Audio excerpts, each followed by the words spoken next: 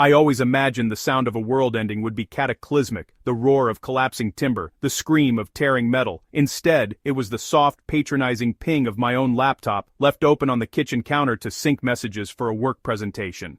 A name flashed on the screen. Marcus, her old college friend, now a fitness trainer in Colorado. A harmless connection, or so I'd believed for years. The preview text was a sliver of glass, slid neatly between my ribs. Can't stop thinking about last weekend. You taste like heaven. When can I see you again? The air in my lungs turned to stone. My hand, holding a mug of coffee I'd just poured, froze midway to my mouth. The morning sun streamed through the bay window, illuminating a galaxy of dust motes dancing over the cheerful chaos of our kitchen. Noah's half-built Lego spaceship on the table, Emily's discarded art project, the fading grocery list stuck to the fridge with a Mickey magnet from our happiest place on earth trip 2 years ago. It was a museum exhibit of a life that was already a corpse. I just hadn't received the autopsy report. My name is Daniel Adler, and this is the story of how I was ritualistically burned at the stake of public opinion, and how I learned to breathe in the smoke, gather the ashes, and quietly, methodically, rebuild from cinders. Confrontation was a tactical error born of gut-wrenching pain. I see that now, but in that moment, the animal inside me, the one that had built a life with this woman, was clawing its way out. I turned the laptop toward her as she breezed into the kitchen, still in her silk robe, smelling of jasmine and sleep. "Explain this," I said, my voice a low, foreign rasp. Lena's eyes, the mesmerizing sea green our daughter inherited, flicked to the screen. I watched, a student of her every micro-expression. There was no shock, no guilt. Her brow furrowed not in panic, but in calculation. Then, her face smoothed into a mask of wounded indignation. "You're going through my messages?" she breathed, pulling her robe tighter as if my discovery was a violation. "God, Daniel, it's a joke. Marcus is gay. He's just being theatrical." "A joke?" The laugh that tore out of me was brittle and ugly. "You taste like heaven is a punchline now? What about last weekend? You told me you were at Sarah's, helping with the baby." Her posture shifted. The victim's mantle settled on her shoulders. "I was. You're paranoid. You've been so distant, so cold lately. Maybe this is just your guilt projecting." The reversal was so audacious, it stole my breath. We spiraled. My voice rose, fueled by a decade of trust disintegrating in real time. "I want the truth, Lena. Who is he really?" That's when she deployed the weapon. She took a physical step back, her back hitting the refrigerator with a soft thud. She hugged herself, her shoulders curling inward and her eyes darted around the room as if seeking escape. The tears that welled were instantaneous, professional. "Stop yelling," she whispered, her voice a fragile thread. "Please, you're scaring me. I can't do this when you're so aggressive." The word hung in the air like poison gas. Aggressive. Aggressive! I've never not once raised a hand to you. I've never threatened you. Your tone, it's violent. A single tear traced a perfect path down her cheek. "If you don't leave, Daniel, I'll have to call the police. I'll tell them I'm afraid for my safety." The floor wasn't just gone. The entire foundation of my universe vaporized. This wasn't heartbreak, this was a preemptive strike. In one sentence, she recast me from the betrayed husband to the monstrous abuser. The script was written, and my role was the villain. I left. I drove to a generic hotel, my hands shaking so badly I could barely grip the wheel. That night, hollow and numb, I opened TikTok. Her account, Alina Living, usually a curated stream of mom hacks and cozy moments, was different. A new video posted just hours after I'd left. She sat in our living room, the soft blanket I'd bought her for Christmas draped over her shoulders. Her face was pale, free of makeup, her eyes wide and glistening. The caption read, "The silence is the safest place, but it's also where your soul withers. Speaking my truth. Breaking free. Hidden hurts." She spoke to the camera in a hushed, tremulous voice. "There's a kind of control that doesn't leave bruises," she murmured, her gaze dropping then lifting with practiced vulnerability. "It's in the sighs when you don't do something right. It's in the jokes that aren't funny. It's the constant walking on eggshells in your own home, afraid a wrong word will trigger the coldness, the rage just simmering under the surface. She didn't say my name. She didn't have to.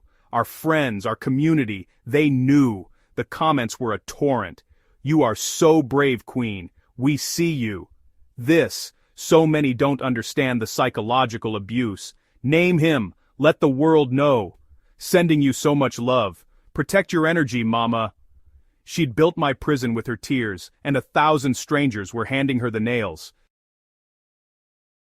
The temporary custody arrangement was a form of exquisite torture. I saw Emily and Noah every other weekend in my sterile, rented apartment. They were ghosts of themselves. Noah, my exuberant 7-year-old, was quiet, his Legos abandoned in the corner.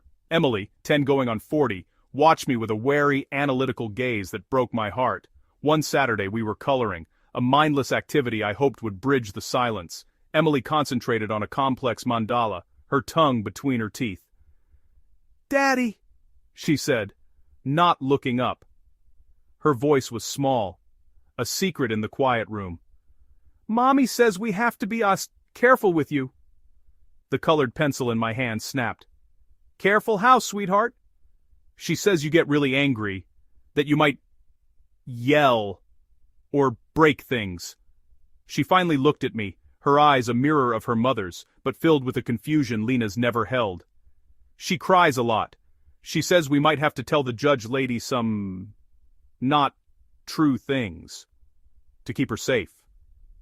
She said it's a secret game, to protect our family." The room tilted. This wasn't just defamation. This was emotional trench warfare, and she was using our children as both shields and ammunition. She was forcing them to choose, to betray their own reality, to hold her lies inside them until they festered. It was a profound, calculated abuse, and it was dressed in the language of maternal protection. I knelt beside her chair, my vision blurring. "Listen to me, Emily. You listen to your dad's truth now. You never, ever have to lie. Not for me, not for Mommy, not for anyone.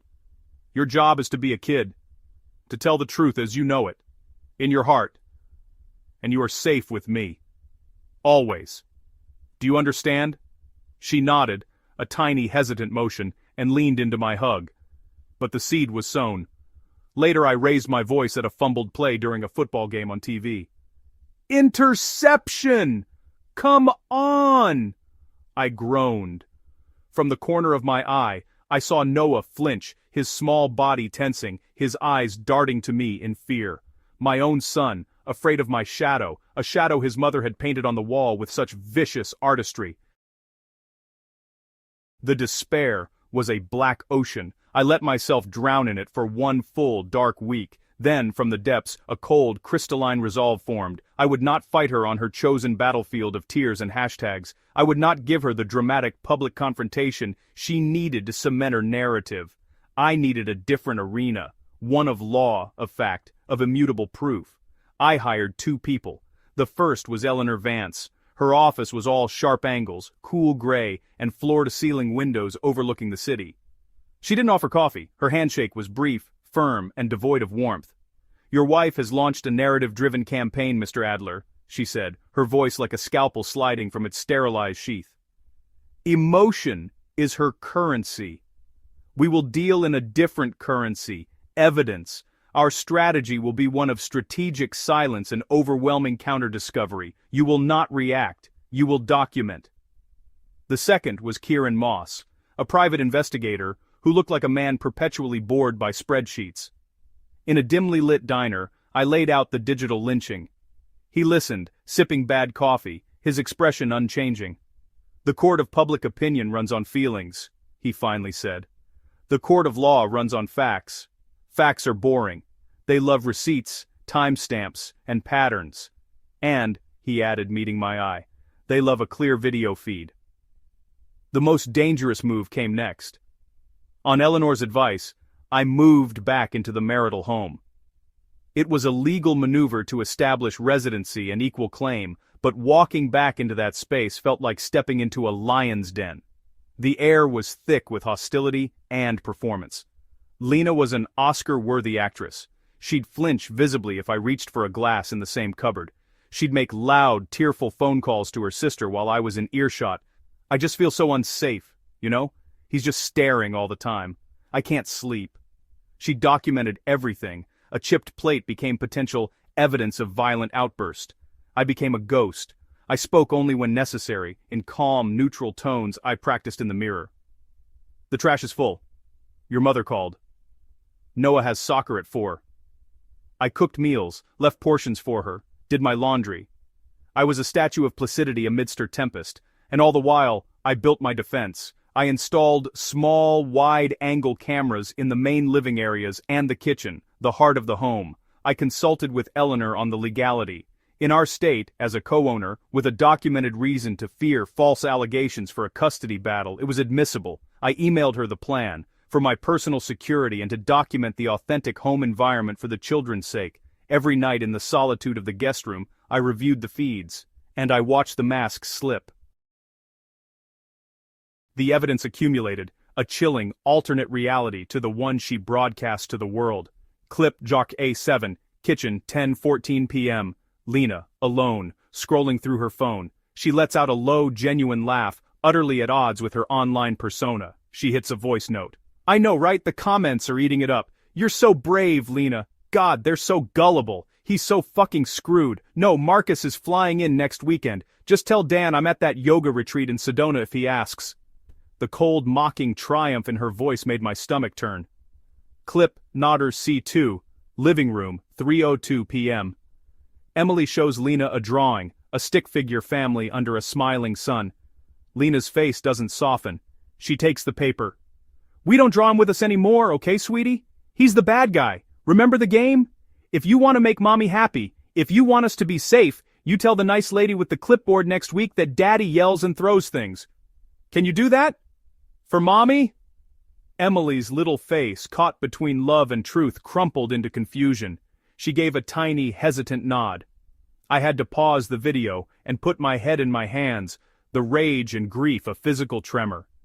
Clip E1, back patio, via Kieran's long lens. A golden hour shot.